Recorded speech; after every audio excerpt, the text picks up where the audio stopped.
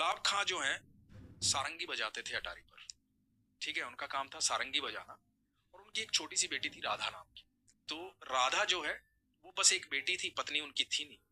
तो राधा नृत्य करती थी जब वो सारंगी बजाते थे, कीर्तन होता था, सारे अच्छा। लोग मिलकर के कीर्तन करते थे अटारी पर राधा रानी को प्रसन्न करने के लिए, सुबह शाम ये होता था।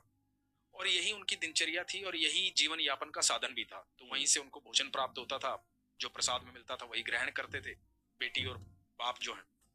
तो ऐसे करते करते समय बीतता जा रहा था, राधा बड़ी होती जा रही थी। जब राधा बड़ी हो गई तो वहां के गोस्वामी जी ने, कुछ लोगों ने कहा कि भाई राधा का विवाह कर दे, शादी कर दे।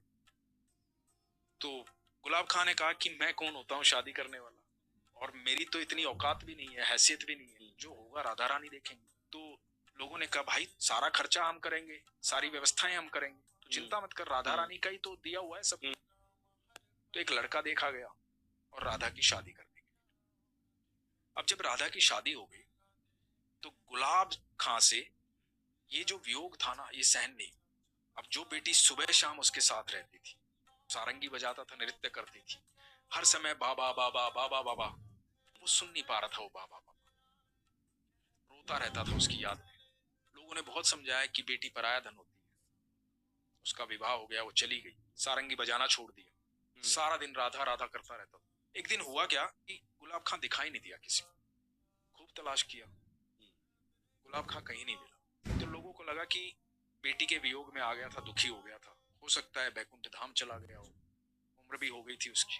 तो लोगों ने एक समाधि बनवा दी गुलाब खां की याद में, बरसाना में। एक दिन गोस्वामी जी अटारी से नीचे आ रहे थे, महल से नीचे आ रहे थे, राधा रानी के महल से। तो गोस्वामी जी को आवाज सुनाई दी पीछे से कि गोस्वामी जी राधे राधे। पीछे मुड़ के देखा तो गुलाब खां खड़ा हुआ। बोला कहाँ थे तुम, इतने दिन से दिखाई नहीं दिए, हमने तो कभी अटारी पर देखा नहीं तुझे। तो बोले नहीं, एक दिन क्या हुआ कि मैं रात को, उस दिन रात को सब लोग चले गए थे, मैं यहाँ रो रहा था, राधा राधा चिल्ला रहा था। एक छोटी सी बच्ची आई और बोली बाबा सारंगी नहीं बजाओगे, सारंगी नहीं बजाओगे तो मैं नृत्य कैसे करूंगी। मैंने सारंगी बजाई, वो मेरे को अंदर लेकर चली गई महल के। और महल में वहां ठाकुर जी थे, राधा रानी थी, और रास हो रहा था। अब वो रास करते हैं और मैं सारंगी बजाता हूँ, मैं वहीं रहता हूँ। अब मेरी राधा हर समय मेरे साथ रहती है।